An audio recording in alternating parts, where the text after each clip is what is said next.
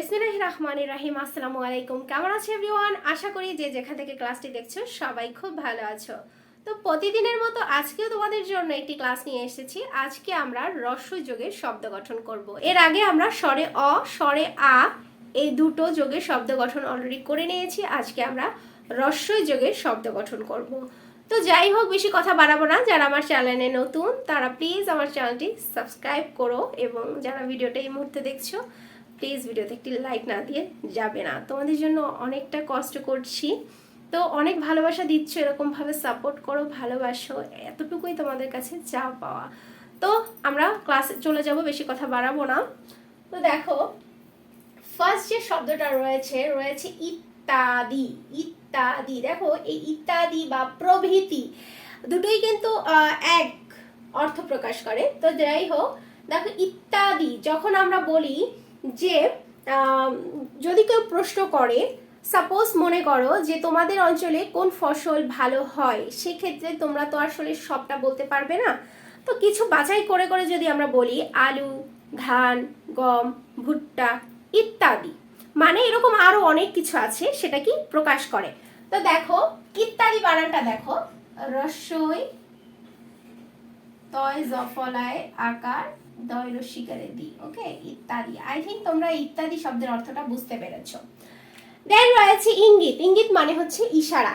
তো দেখো রস্বই ও যুক্ত গয় রসিকারে দি ত, ইঙ্গিত লিখছি, দেখো ও যুক্ত গ ত, ইঙ্গিত।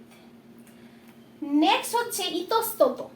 ইতস্তত অর্থ কি বলো তো? ইতস্তত অর্থ হচ্ছে এখানে ওখানে বা নানা দিকে, মানে ইতস্তত বোধ করা না, বলি তো ইতস্তত বোধ করছি, মানে খারাপ একটা, মানে কেমন ফিল হচ্ছে আসলে বোঝাতে পারবো না আসলে, ওরকম ভাবে যে ইতস্তত বোধ করা, লজ্জা পাওয়া, একটা জায়গায় গিয়ে আনইজি ফিল করা।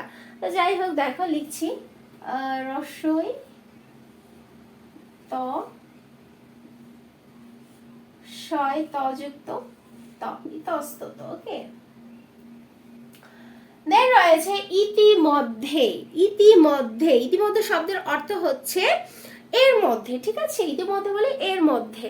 তো রস্বই তয় রসিকারিতি ম ধয় জফলায় একার, ইতিমধ্যে। দেখো লিখছি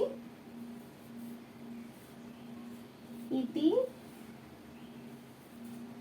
ম ধয় জফলায় একার, ইতিমধ্যে।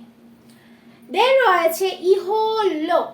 ইহলোক, ইহলোক শব্দের অর্থ হচ্ছে পৃথিবী, ঠিক আছে? পৃথিবী। ইহলোক মানে কি? পৃথিবী বা মর্ত লোক, যেটা হিন্দু ধর্মে মর্ত লোক বলতে হচ্ছে আমরা যেটাকে বলি পৃথিবী।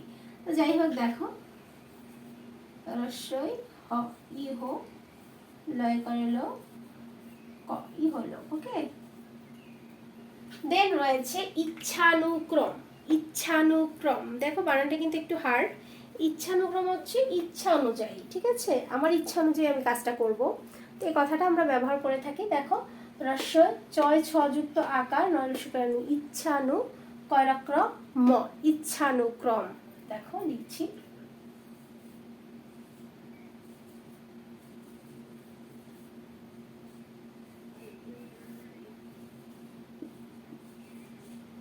ইচ্ছানুক্রম। ওকে,